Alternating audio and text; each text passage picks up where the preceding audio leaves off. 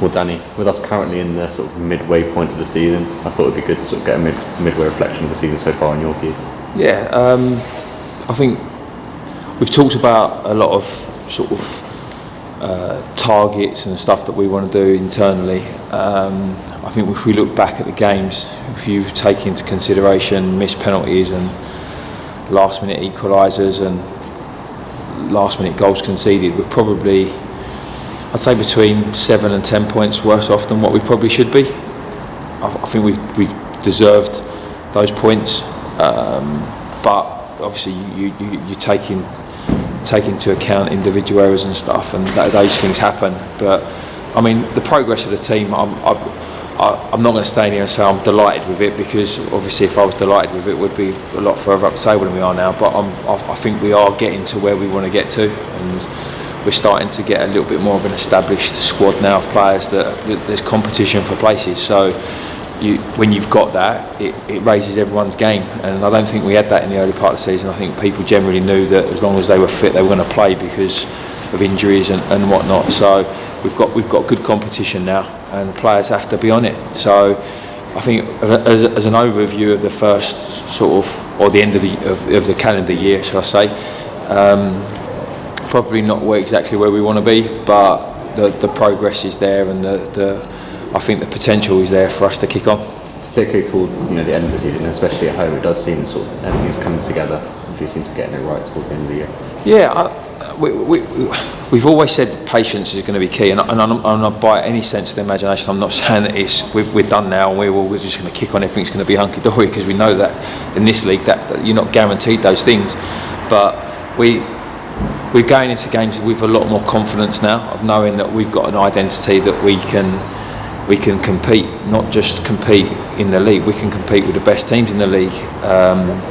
What we've got to do is make sure that we stamp our authority a little bit more and against the teams that are in and around us, and we haven't done that enough.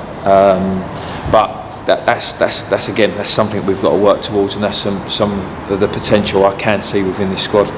And like we said about making the home record, a bit of a fortress, and we seem to have done that as well. And it seems to be something you've wanted to do since the start of the year. Yeah, we should have won more. I mean, if you think, just going back through them off the top of my head, we drew 1-1 with Sutton. Sutton had one shot on target the whole game, and that was their penalty.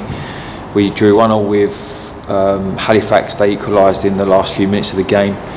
We drew 2 with Chesterfield. They equalised in the last few minutes of the game.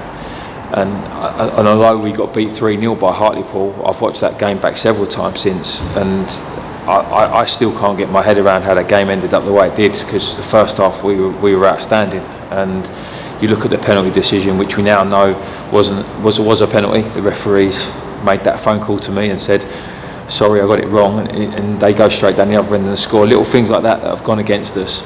And even here, as bad as we were against Barrow, we missed a penalty in the last minute to get a point.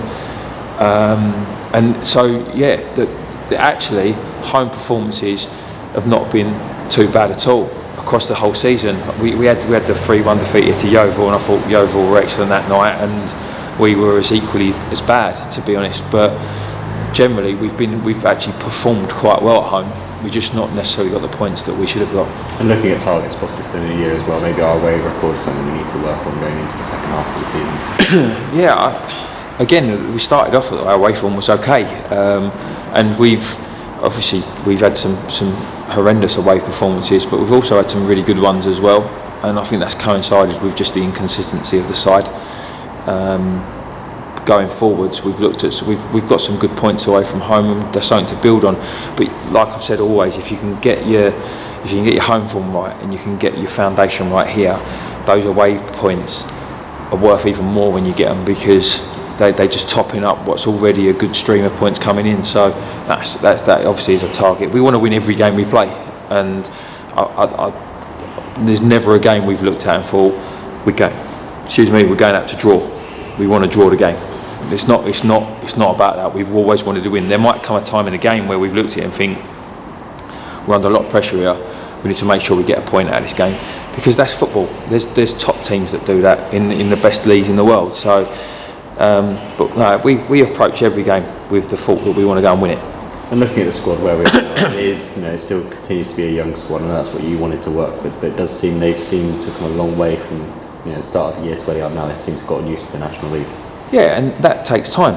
And we've got players that have played in this league before. We've got players that haven't played in this league before, and you've got players that have been out for a long time for injuries or have not quite had a chance somewhere else. And that was kind of the sort of squad we had to put together. We had to go and get players that we knew that we could afford, and B, we could make sure that we give them a platform to hopefully they can kick on and restart. Some of them restart their careers, and some of them start their careers.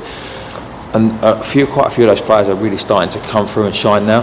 And you don't really see it necessarily always in the games, but the improvement a lot of them have made from when we took our first training session at the start of the year to where they are now. Just with their understanding and their ability to handle the ball and stuff, it's been excellent. So the future's bright for a lot of these boys, and fortunately for us, they're with us. So hopefully that means the future's bright for us.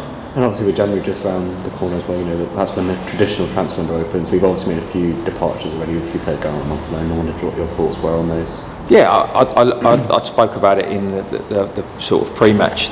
Sham and Jacob going out on loan is just pure fitness related. We needed to make sure that we've got players that when opportunities do come up, to give them the best opportunity they can to not only get into the team but then keep their place. They've got to be fit, and it's really hard sometimes when you've got lads that have not been involved week in, week out.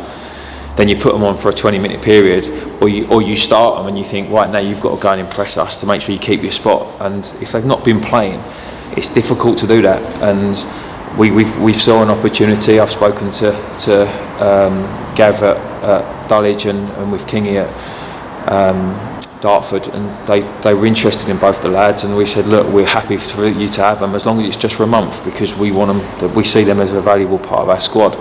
So that's the reasoning behind those two. And regards to incoming players, we're always looking, and we don't make any secret. It's not something the players don't know. We're always looking to strengthen, because we started the season having to recruit a whole new squad, and as the squad evolves, we can see little areas where we need to be stronger, and that's life and that's football, and the boys know that. And I think that's something that's good and healthy for them, because we need to keep players on their toes, and you can't be comfortable, because that just breeds inconsistency in my eyes.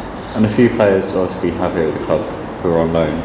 Obviously their loans are expiring quite soon. I'm wondering if you could give a bit of an update on their situation as well. Yeah, well, we're in talks with all of their clubs. I've been involved at the other side, where being at a professional club where you're working with players to try and get them out on loan. And generally, when you're getting players out on loan the first part of the year, it's with a view to try and move them onto a high level for the second part of the year. So I understand that's what clubs are going to want to do with their players, but we're quite fortunate. We've got a really good dressing room, and I've spoken to all four of the boys, and they're happy. They like the environment. They love being a part of our club, and they like being in our dressing room. And I'm pretty confident that all four of them would want to stay. What we've got to do now is obviously hammer out the details to make sure A, we can afford to keep them, because if they change the financial situation, B, that we've got to be realistic to the fact that if a league club comes in for one of these lads and they're going to offer him game time in the league, I would take it if I was a player, because that's you're trying to forge a career for yourself. So we have to be realistic with that one as well. But we're working with all four at the moment to try and see what the plan is going forwards. But yeah, no, hopefully it'll be a positive outcome. You mentioned a good dressing room there. Do you think that's helped in possibly the recent run of form we've been on? I think it's a good dressing room's helped more when it's not good, in my opinion. Because when it's easy to everyone to get on when we're winning and putting points on the ball. It's when it's not going well. And the real test of character for these lads, after the likes of the Dagenham games and the Torquay games and stuff, that's when you really see the dressing room. And that's when I kind of saw them at their best, when you see how they galvanise around each other, and their ability to put a stop to what was a bad performance. And it's not bad performances. So we've not had a period this season, not one, where we've gone back to back horrendous performances and everyone's thought we've been shocking. we've had games where that's been true, but then we've put an end to it straight away, and I think that's been the real test of the dressing room, and that's when I've seen them at their best. And just finally, with 2020 just around the corner, if I was to give you 2 or 3 targets for next year, what would they be? Wow. I'd like the traffic to be like it has been the last few days, because that's been amazing driving in. It's only taken me an hour and a half instead of 3 hours. But no, I think from out, just keep moving on, keep putting points on the board. We want to be, from my perspective, we want to be in a stronger position in the league. Obviously, we want to tie down some of our players on longer contracts.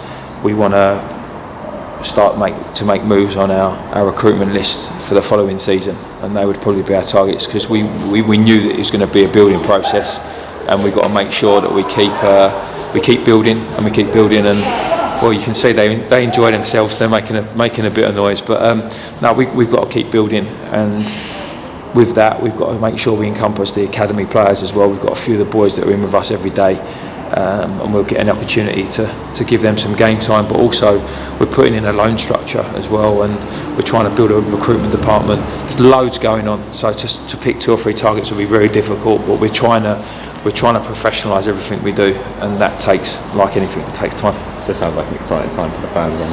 It's an exciting time for everyone. I think that you look at the crowd on Saturday against Barnet, and you look at that and you think, well, we're just over 2,000 here, which pretty much majority of all our fans.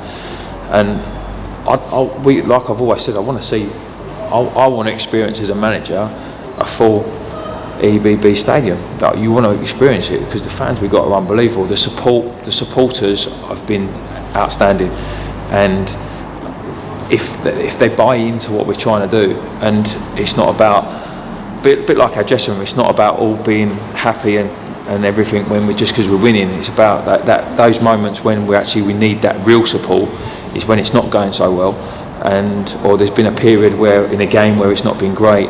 It's just everyone just getting together and trying to fight for the same cause, and that's what I think generally that's what most of the fans and supporters are feeling at the minute.